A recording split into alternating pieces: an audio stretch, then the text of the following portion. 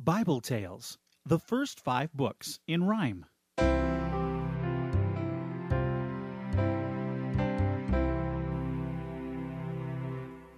Chapter 1, Creation, Genesis 1:1 through Genesis 2:4.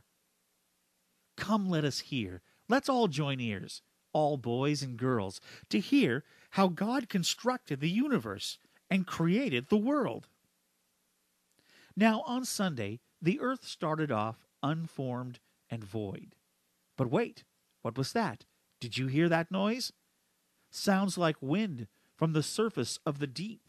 How neat, don't you think? What a sight to see!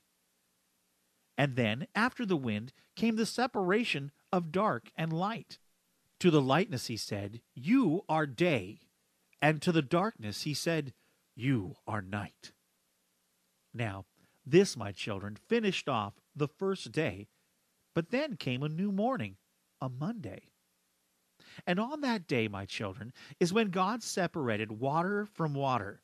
Yes, my children, I'm talking about our Father. He gave water to the ground below, but still left some way up high.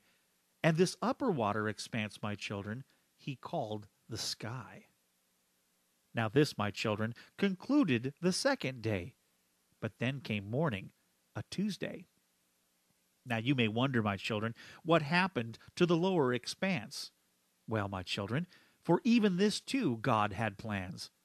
See, he separated the water and the lower expanse too, creating all of the dry land and river and seas which were blue.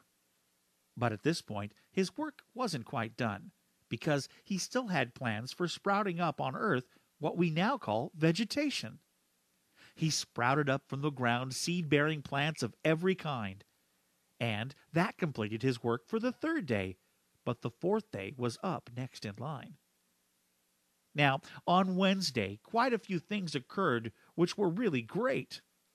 On this day, God spoke to the sky, and what did he say? He said, "Sky, make 2 lights, one for day, one for night.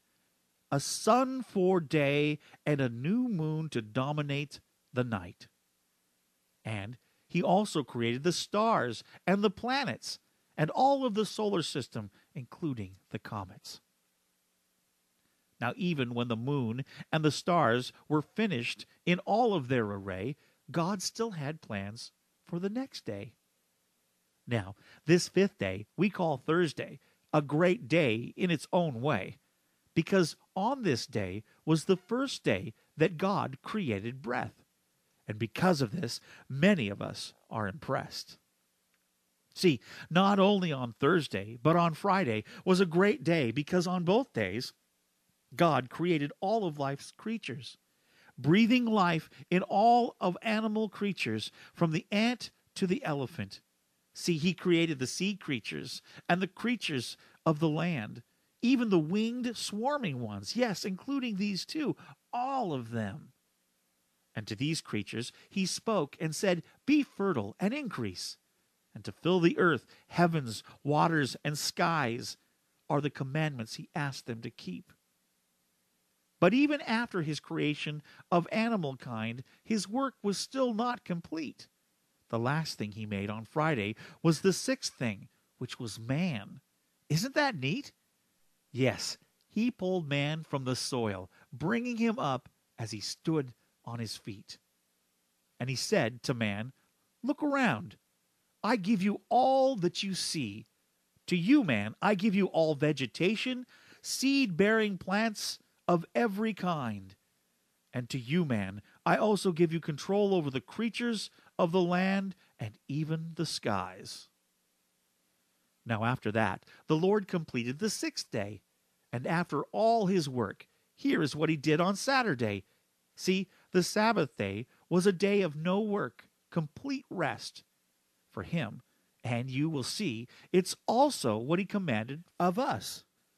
He declared the Sabbath day holy, a commandment for all eternity. But we'll get to that part later. First, let us hear another story.